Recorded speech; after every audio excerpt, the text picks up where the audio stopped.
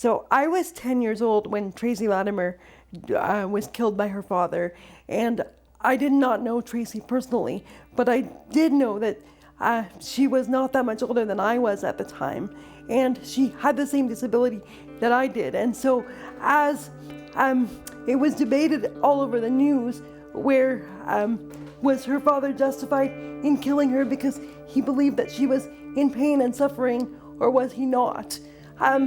I became, first of all, very fearful that someone close to me would kill me because they thought that my life was not worth living, or that I was in too much pain and I must want to die. And secondly, I'm fearful that so many Canadians also felt this way, that my life must not be worth living, or that I'm in too much pain. And so when I asked my mother what to do about this, she told me to do everything I could to show everyone that I wanted to live and to speak up for people like Tracy who couldn't speak for themselves. I think that Tracy's legacy has shaped my life in many ways. I've always been willing and able to speak up about the value of my life and the supports that I need to live well. And I do that because I know that many people with disabilities and with mental illness do not have as strong of a voice.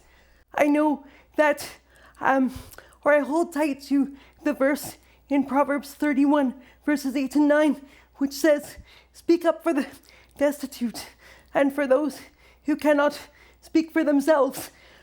And I feel very privileged to serve in the regional government of Waterloo, and it's very significant to me that I was elected on the 29th anniversary of Tracy's death.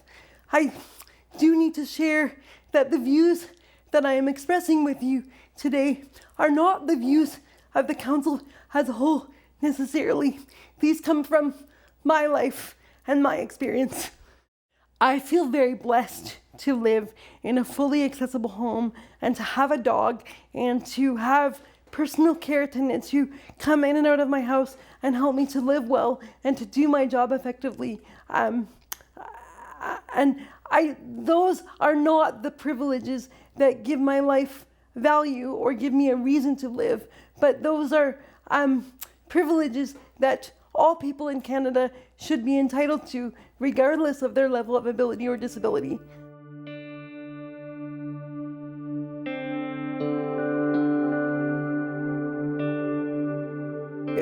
Medical professionals and society as a whole have been undervaluing my life ever since Tracy Latimer was killed.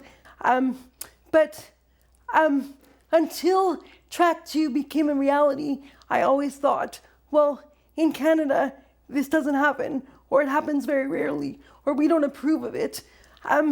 Track 2, unfortunately, I think condones the genocide of people with disabilities, or at least the acknowledgement that we don't need to make the supports as extensive as they need to be for you to thrive, because it's much easier and much cheaper to help you to die.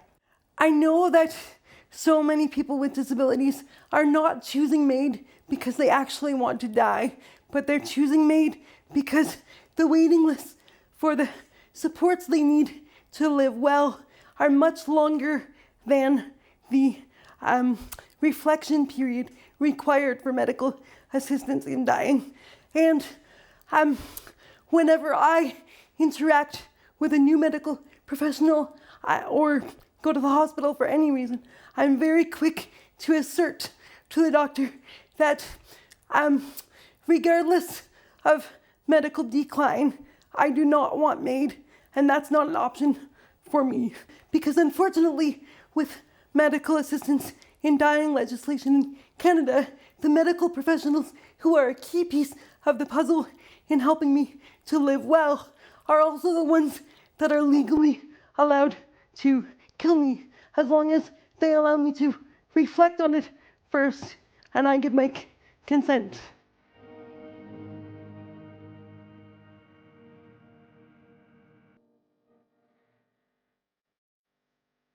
As Christians, the Bible indicates the two most important commandments are to love God with all our heart, soul, mind, and strength, and to love others as ourselves. And I do not think that providing someone an avenue to die is the best thing that we can do to love them.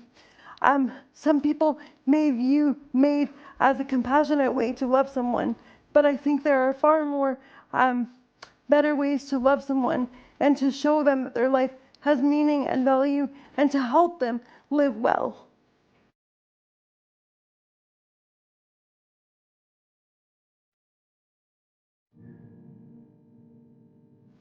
I would say to them they're right. And regardless of whether my life is difficult and full of obstacles and painful sometimes, that doesn't determine whether or not it's valuable. I don't quite know what exactly makes a life valuable, but I hold tight to the belief that we are all created in God's image, and He determines the day that we're born and the day that we're going to die, and the people that we're going to interact with in between, even if our abilities are limited and our sphere of influence may be limited as well. I hope that in the face of this legislation, Canadian politicians and Canadian people with disabilities and mental illness still pursue supports to live well and funding to live well, rather than a wide breadth of medical assistance in dying. I want to see people of all abilities in our great country, because I think diversity in ability, in race, in ethnicity, in religion is one of our great strengths.